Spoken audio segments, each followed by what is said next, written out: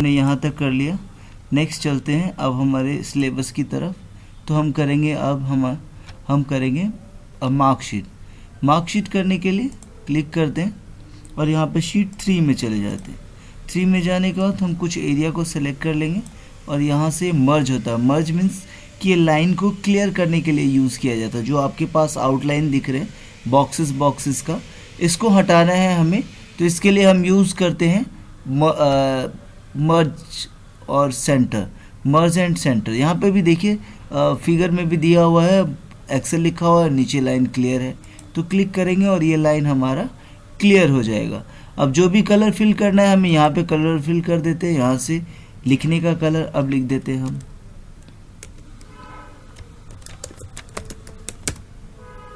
Click करेंगे। उसके बाद सेंटर पे रखते हैं और साइज़ बढ़ाना है वो बढ़ा देते हैं, जो भी साइज़ चाहिए हमें। साइज़ बढ़ाने के बाद back to work, roll number, name, Hindi, English, math, science, total, average,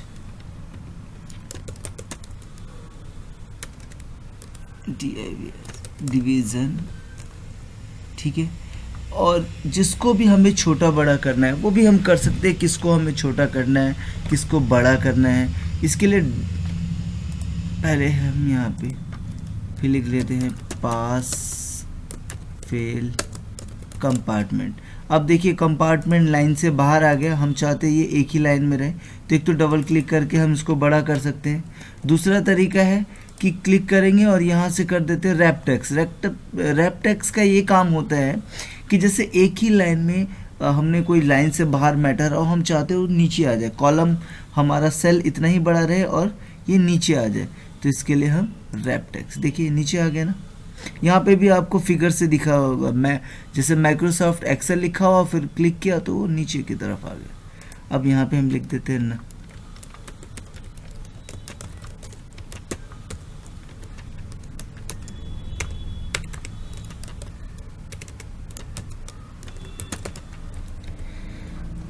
बड़ा करना है कॉलम, डबल क्लिक करते हैं, बड़ा हो जाता है। जिसको जितना छोटा करना है डबल क्लिक कीजिए, छोटा हो जाएगा। मार्क्स डालिए, जो भी मार्क्स आप डालना चाहते हैं।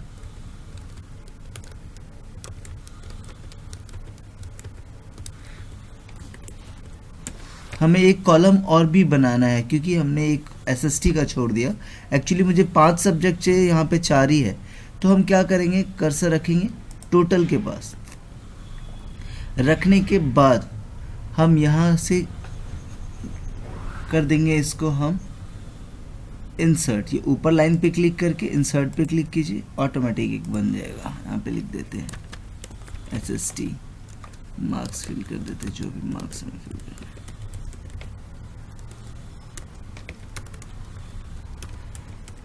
अब जिसको जितना छोटा बड़ा करना है डबल क्लिक कीजिए, स्ट्रेच होता जाएगा।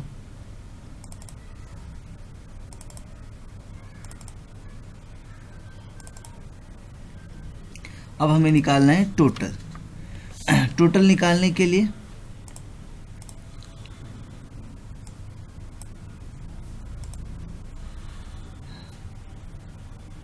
टोटल निकालना है हमें, तो टोटल निकालने के लिए हम क्या करेंगे, इक्वल टू सम, जो हमने आगे पढ़ा था। और कहाँ से कहाँ टोटल करना है, D9 से लेके H9 तक। तो हम लिख लेंगे, यहाँ पे लिखेंगे D9, शिफ्ट दबा के कॉलम, और H9। हमने जहाँ से जहाँ तक प्लस किया था पिछली भी क्लास में हमने यही पढ़ा था, सेम यही है। ब्रैकेट बंद, enter, equal to sum, bracket on, D10 से लेके H10 तक। बॉक्स बना हुआ आ रहा है, ब्लू बॉक्स, सही है। इसी तरह equal to D equal to sum, bracket on, D11 से लेके H11 तक, ब्रैकेट बंद करेंगे, एंटर। तो ये हमारा आ गया टोटल। इसको भी हम स्ट्रेच करना चाहते हैं, डबल क्लिक करेंगे, स्ट्रेच हो जाएगा। Let's move on. एवरेज निकालना है। वैसे अगर फार्मूला देखना चाहते हैं तो एक बार दोबारा से देख सकते हैं क्या लगाया हमने, किस टाइप से लगाया फार्मूला। कहाँ से और कहाँ तक। अब आते हैं एवरेज की तरफ, इक्वल टू AVERAG, एवरेज पहले भी हमने बताया हुआ, सेम वैसे ही फॉर्मूला लगाना है। D9 से लेके H9 तक, सॉरी H, पहले हमने H लिख दिया, D9 से लेके H9 तक ब्रैकेट बन गया। हाँ, इसमें ध्यान रखना है आपको ये कि कभी भी वैल्यू हमें टोटल वाला नहीं लेना है एवरेज में, क्योंकि टोटल तो ऑलरेडी निकला हुआ, हमें सिर्फ एवरेज निकालना है सब्जेक्ट का।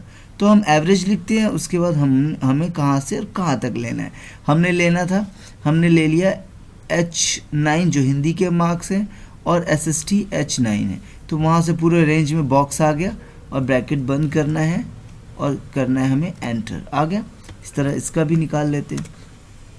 अच्छा, इसी में एक चीज़ और बता दूं कि अगर आपसे ये कोई कहता है कि बिना एवरेज लिखे हमें एवरेज निकालना है, तो हमने मैथ्स में ऐसा किया हुआ है कि टोटल मल्टीप्लाई बाय जितने मार्क्स का होता है डिवाइडेड बाय 100। हम इस तरह से total multiply by 100 divided by जितने मार्क्स का होता है उतना, यानी कि हम अगर यही फॉर्मूला हमें अगर कॉपी में करना होगा तो हम इस तरह से करते हैं कि भाई अब हमारे पास कितने हैं 639, ठीक है, मल्टीप्लाई बाय 100 मार्क्स के हैं तो ये, और डिवाइडेड बाय 500 क्योंकि 500 सब्जेक्ट का है।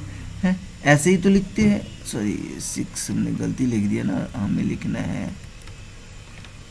318, ऐसे ही लिखते हैं और हमारे पास आ जाता है।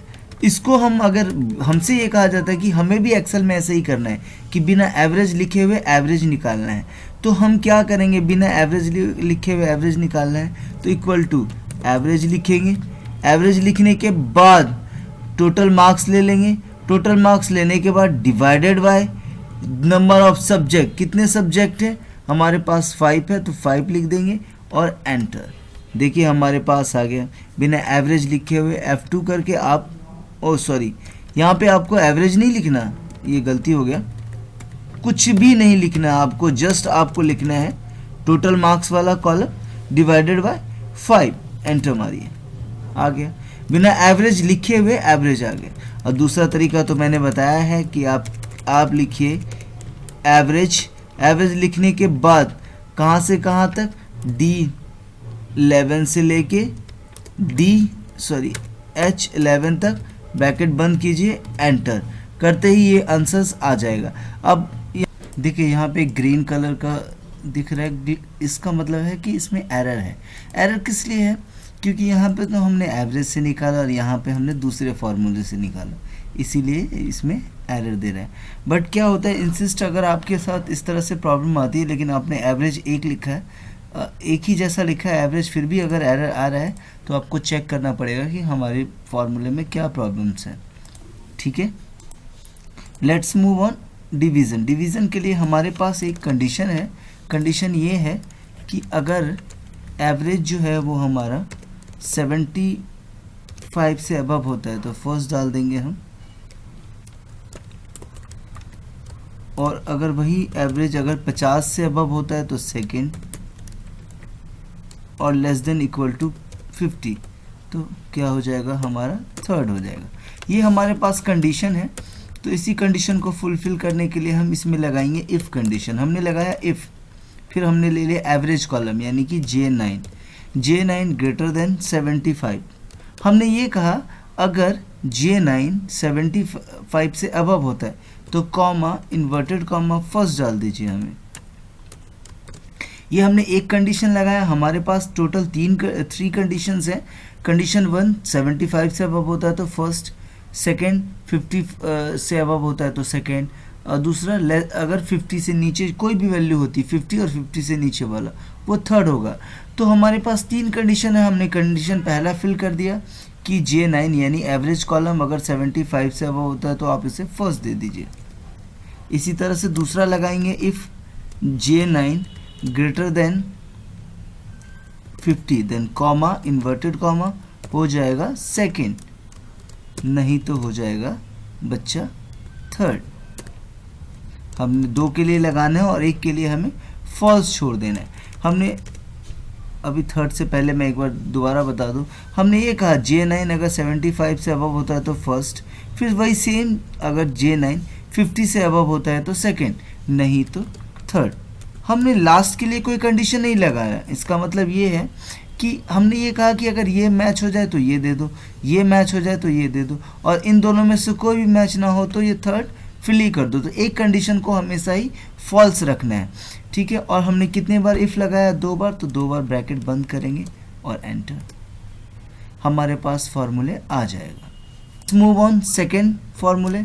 हमने लगाया if same J10 greater than 75 then comma inverted comma, बच्चा हो जाएगा फर्स्ट, इन्वर्टेड कॉमा बंद। फिर हमने लगाया इफ़ दूसरा कंडीशन, फिर वही J10 comma inverted comma greater than 50 then comma inverted comma second, नहीं तो थर्ड। यहाँ पे थोड़ा सा गड़बड़ हो गया, और वो गड़बड़ ये है कि हमने यहाँ पे एक इन्वर्टेड कॉमा लगा दिया, हमें कुछ भी नहीं लगाना। J10 greater than 50 then comma inverted comma second, नहीं तो थर्ड, और इसी तरह से एंटर। नेक्स्ट इसी तरह से if J11 greater than 75 then comma inverted comma first, फिर से लगाते हैं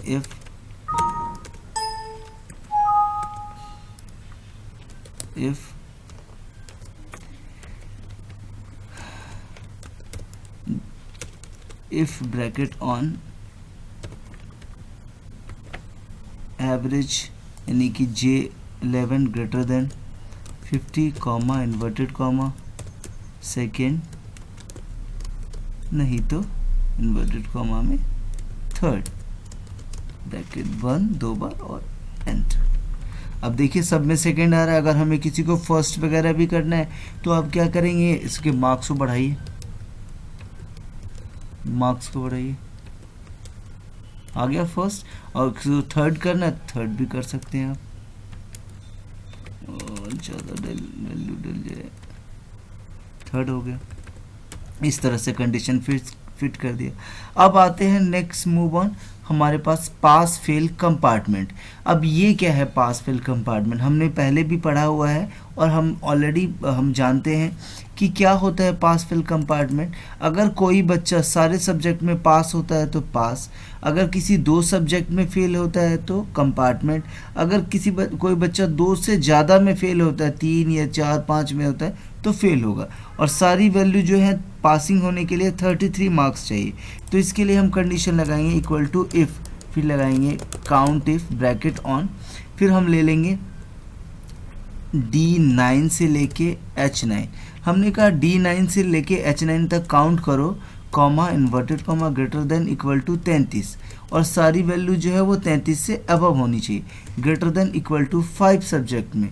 तो बच्चा कॉमा इन्वर्टेड कॉमा क्या हो जाएगा, पास हो जाएगा। हमने कहा यहाँ से यहाँ तक चेक कीजिए, सारी वैल्यू 33 होनी चाहिए और विद इन द 5 सब्जेक्ट में, तो बच्चा पास हो जाएगा। सेम यही कंडीशन इफ़ काउंट इफ़, फिर से लगा लेते हैं एवरेज D9 से लेके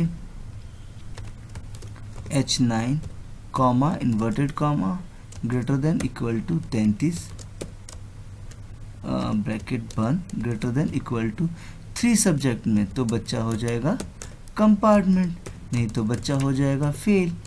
हमने कहा दोबारा से, हमने इसमें 3 कंडीशन है, फिर हमने 2 ही फिल किया है क्योंकि मैंने बोला था एक कंडीशन फॉल्स होना चाहिए। हमने कहा D9 से H9 तक 33 होनी चाहिए विद इन द 5 सब्जेक्ट में, तो बच्चा पास। फिर हमने यहाँ भी ऐसा ही कहा D9 से H9 तक 33 या 33 से अबव होना चाहिए विद इन द 3 सब्जेक्ट में, तो बच्चा कंपार्टमेंट, नहीं तो फेल। एंटर मारेंगे, बच्चा पास हो गया। इसी तरह से नीचे जाते हैं, फिर same formula if count if bracket on D10 से लेके H10 तक comma inverted comma greater than equal